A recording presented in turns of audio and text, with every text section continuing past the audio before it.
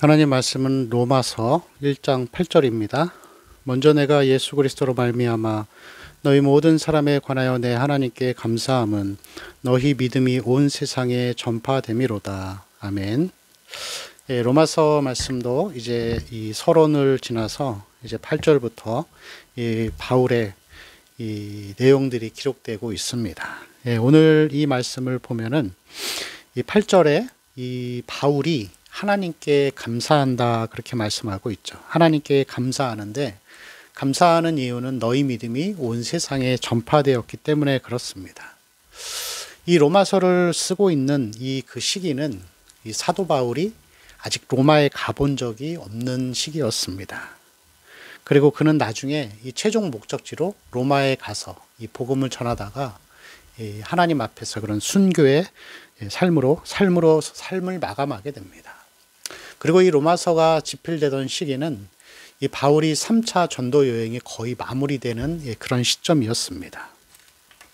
그런데 이러한 가운데에서 이 로마에 가본 적이 없는 이 시점에서 이 바울은 감사하고 있는데 그 이유가 믿음이 온 세상에 전파되었기 때문이라 그렇게 말씀하죠.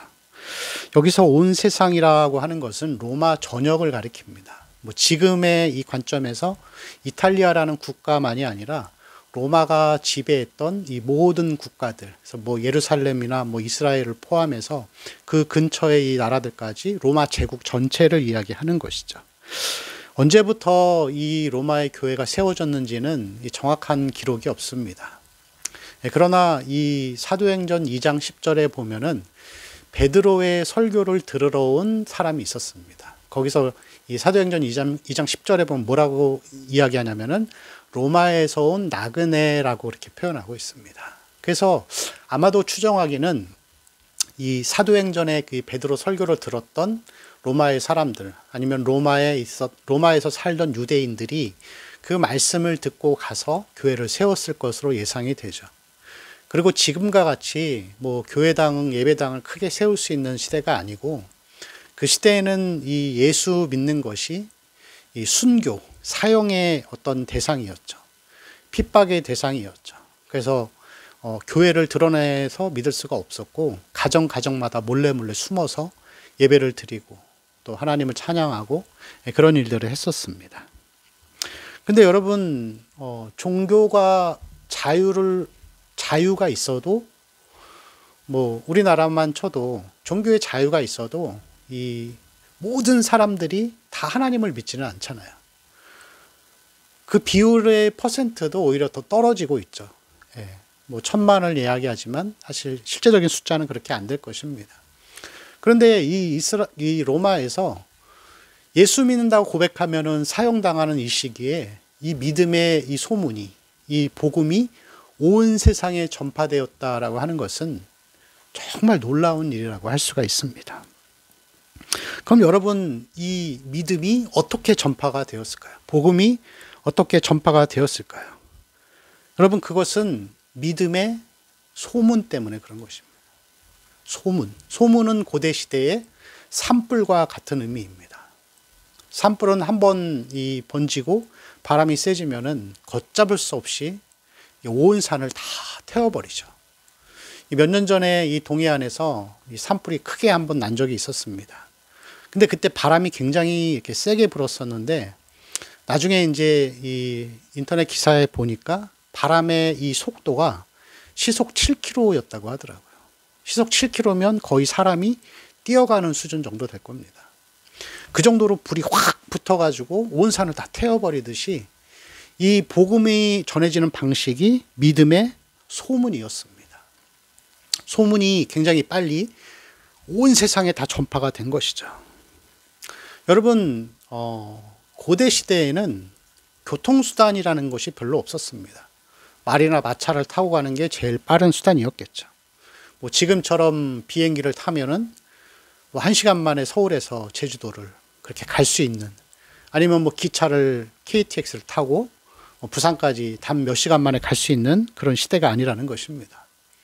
뭐 지금처럼 뭐 유튜브나 이러한 미디어가 당연히 없었죠. 전기가 없었으니까. 그래서 우리는 유튜브를 틀면은 어떤 것이든지 자기가 보고자 하면은 전 세계 어디에서나 그것을 인터넷이 가능한 곳에서는 다 볼 수 있습니다.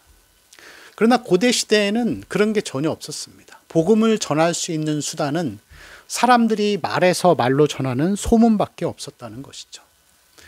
여러분, 그렇지만 놀랍죠. 그 많은 사람들이 이 믿음을 가졌다고 하는 거. 지금처럼 인터넷이나 교통수단이나 뭐 그런 것이 발달하지 아니한 시대에 이 복음이 온 세상에 전파되었다고 하는 것은 정말 놀라운 일이라고 할 수가 있습니다. 여러분, 그래서 보면은 이 하나님의 말씀과 이 복음을 전하는 수단, 이 전도에 대해서 우리가 한번 잠깐 이야기를 나눠볼까 하는데, 이 전도라고 하는 것은 우리의 믿음이 온 세상에 전파되는 것입니다. 미디어를 통해서 전파되는 게 아니라 믿음의 삶을 사는 사람을 통하여서 복음이 전해지는 것이에요. 이것을 더 쉽게 표현하면은 그렇게 볼 수 있죠. 사도행전 2장 42절 말씀을 보면 베드로의 설교를 들었던 자들이 그렇게 이야기를 합니다. 저희가 사도의 가르침을 받아 서로 교제하고 떡을 떼며 기도하기를 힘썼다 그랬습니다. 하나님 말씀을 들은 자들이 이 영적으로 교제를 하고 그 다음에 떡을 뗀다라고 하는 것은 성찬이죠. 성찬, 떡을 떼서 예수 그리스도를 기념하는 것이죠.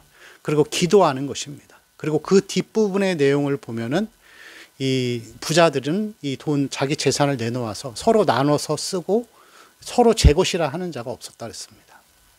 그리고 그러한 돈밖에 모르는 시대에 자기만 알고 있는 이기주의가 가득한 이 시대에 그렇게 교제하고 재산을 나누고 서로가 서로를 돌아보고 아끼고 사랑하는 이 모습을 보고서 그것을 통하여서 그 모습이 보여지기 시작할 때 사람들의 믿는 자의 수가 날마다 더하게 하셨다라고 사도행전 말씀에 분명히 그렇게 기록되어 있습니다. 여러분, 그래서 이 전도라고 하는 방법은 전도, 우리의 믿음의 소문이 온 세상에 전파되게 하기 위한 방법은 전도는 우리가 믿음의 삶, 이 산상순에서 나오죠. 너희는 세상의 빛이라.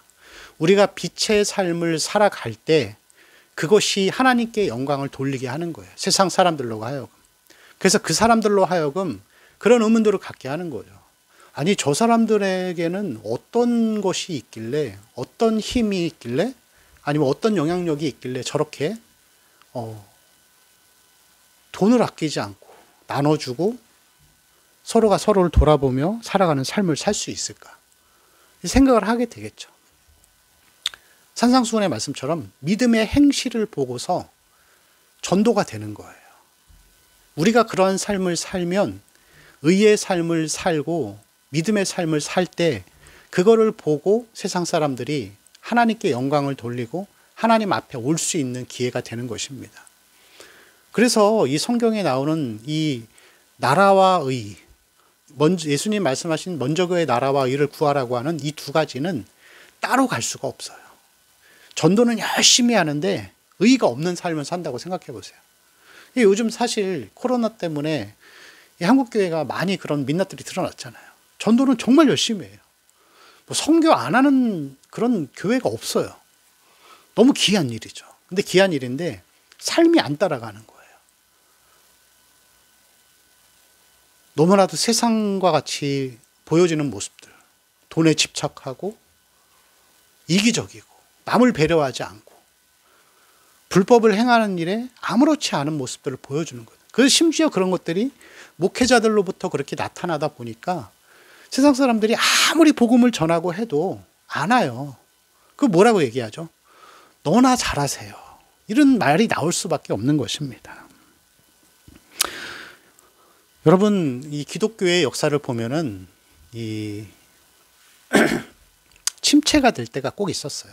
이 사도행전에 나오는 이 모습들, 아니면 로마서에 나오는 모습들은 이제 흥왕에 갈 때의 모습, 부흥의 때의 모습이죠. 그런데 이 교회의 역사를 보면 기독교의 역사는 항상 이렇게 물결처럼 갑니다.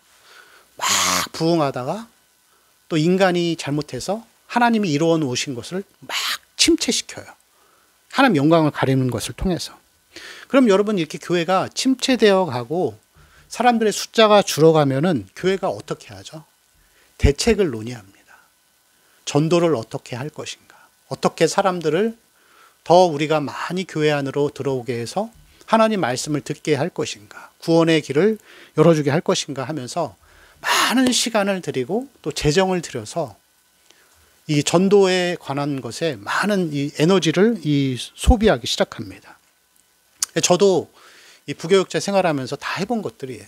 그래서 현수막도 만들고 뭐 전도하기 위한 뭐 새생명 축제 같은 거 하면은 전도 축제 하면은 뭐 영상도 퀄리티 있는 좋은 것으로 만들죠. 그리고 현수막에 크게 붙여놓고 이 전도 축제의 날 누가 온다라고 얼굴도 붙여놓습니다. 아주 유명한 운동선수가 올 수도 있고 아니면은 유명한 개그맨이나 아니면 가수가 올 수도 있습니다. 저도 이것을 이 회의를 하고 해본 적이 있었는데 어떤 가수는 이 교회 안에 이렇게 이 전도 축제 부를 때 한 번 올 때 한 1,000만 원 정도 하더라고요. 그래서 막 우리끼리 막 웃었던 그런 기억들이 있었는데 그래서 실제로 많은 교회들이 이 문화사역이라는 이름을 들고서 많은 공연들을 합니다. 그래서 예배를 드릴 때 오전 예배는 그냥 하나님 앞에 전통적으로 드리는데 저녁 예배나 오후 예배 할 때는 하나의 그냥 그런 이 프로그램을 하는 거예요. 그래서 하나님 말씀을 전하고 듣고 찬양하고 기도하고 하는 것이 아니라 매주 이렇게 운동선수나 아니면 가수를 데리고 와서 즐겁게 이렇게 하는 거죠. 근데 한번 생각해 보세요. 만약에 나도 여러분도 만약에 우리 교회에 우리나라에서 아주 유명한 가수가 와서 간증한다 그러면 가보시겠어요? 안 가보시겠어요? 당연히 가보죠. 아니 안 가더라도 가보고 싶은 마음은 들겠죠. 유명 연예인이 온다고 하는데. 그래서 사람을 모을 수 있어요. 그렇게 할 수 있는데 근데 여러분 중요한 게 뭐냐면은 예전에 어떤 성도님들이 그런 얘기를 하시더라고요. 아주 간단한 원리지만 정답인데 아니 왜 하나님 앞에 예배드리는 자리에서 왜 가수들의 노래를 듣고 있고 아니면 개그맨들의 개그를 듣고 있어야 되냐고. 나 안 나간다고. 근데 그 말이 정답이에요. 여러분 우리는 이 교회의 모습, 어떤 잘못된 모습을 볼 때 어떤 뭐 목회자가 재정을 잘못 사용하고 아니면 뭐 여자 문제 이런 도덕적인 죄들에 대해서 굉장히 민감하고 예민하잖아요. 불법을 행하는 것들에 대해 도덕적인 죄에 대해서는. 근데 이런 죄에 대해서는 우리가 하나도 민감하지 않은 거예요. 하나님을 예배하는 자리에 사람이 들어와서 많은 전도비를 들여서 하나님께 드린 헌금을 가지고 유명한 가수들을 초청해서 사람들이 웃고 즐기고 떠들면서 그것이 마치 하나님이 주시는 위안과 웃음과 기쁨인 것처럼 생각하는 것은 여러분 이거는 굉장히 영적으로 심각한 죄입니다. 그리고 그런 교회는 전도에 많은 시간과 재정을 쏟아부을수록 점점 침체의 늪에 빠져가요. 열심히 하는 만큼 침체에 빠지는 거예요. 기독교 역사가 계속 반복돼요. 우리나라뿐만이 아니라 다른 기독교 국가들도 그랬고 전도에 가장 많은 돈과 시간을 사용했을 때 교회는 가장 큰 침체에 빠져들었습니다. 왜죠? 사람의 방식으로 하나님의 교회를 예배를 했기 때문에 그런 거예요. 영적으로 보면 이런 원리죠. 결혼을 했어요. 근데 성경에 보면 영적으로 하나님은 신랑이시고 우리 신부잖아요. 근데 하나님이 신랑이 신부를 너무 사랑하는데 한 몇 년 살다 보니까 신랑이 조금 이제 지겨운 면이 있는 거예요. 그래서 밖에 나가서 자기가 마음에 드는 좀 젊고 잘생긴 남자를 데리고 오는 거예요. 그 집에서 신랑도 같이 살고 그 남자도 같이 사는 거예요. 뭐 일처다부제처럼 그렇게 사는 거예요. 그럼 여러분 신랑의 마음이 어떻겠어요? 있을 수 없는 일이잖아요. 그래서 이런 것이 영적인 간음이고 하나님의 교회를 망치는 지름길이에요. 저는 그러한 이 사역들을 인간 중심의 사역들을 하는 교회를 비판하고자 하는 것이 아니에요. 그분들도 나름대로는 교회를 어떻게 하면 더 많이 하나님을 알게 할까라는 선한 의도에서 했다고 저는 생각을 해요. 그렇지만 우리가 어떤 하는 일들이 때로는 그것이 하나님을 위해 했다고 하는 일들이 하나님의 영광을 가릴 수도 있다는 것이죠. 그래서 여러분, 이 전도라고 하는 것은 하나님이 정해주신 이 전통의 방식을 따라서 해야 그것이 진정한 이 효과가 나온다라는 것을 성경은 계속해서 증명하고 있습니다. 지난 시간에도 제가 한번 얘기를 했었는데, 이 부흥의 시대에는 전도비가 필요 없어요. 베드로가 설교하잖아요. 사도행전에서 쭉 설교를 하고 나서 이 설교의 중심은 무엇이었죠? 예수 그리스도. 그분이 값없이 피 흘려 죽으신 그 피값으로 살아 우리에게 생명을 주셨다. 예수 그리스도, 그분이 죽으셨다. 너희가 죽였다. 회개하고 예수를 믿으라.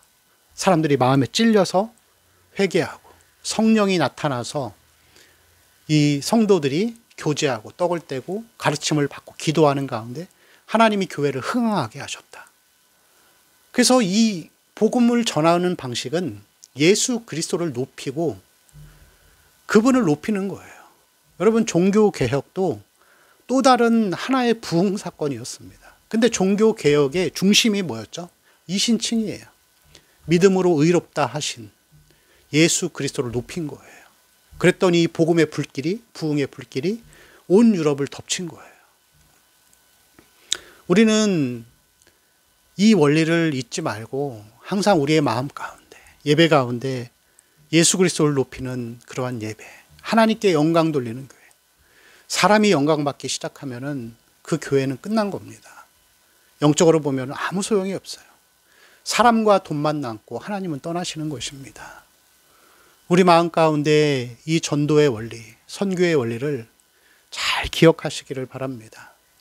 하나님을 높이고 하나님 앞에서 살아가는 삶, 그리고 이러한 예수 그리스도를 높이고 예수의 십자가만을 자랑하는 삶을 통하여서 우리의 모든 삶들이 이 나라와 의를 함께 구하고 믿음의 삶을 살아가는 것을 통해서 많은 사람들에게 우리의 빛을 비치게 하는 그러한 이 참된 말씀과 이 전도의 삶을 살아가는 우리 성도들의 삶이 되시기를 축원합니다. 기도하겠습니다.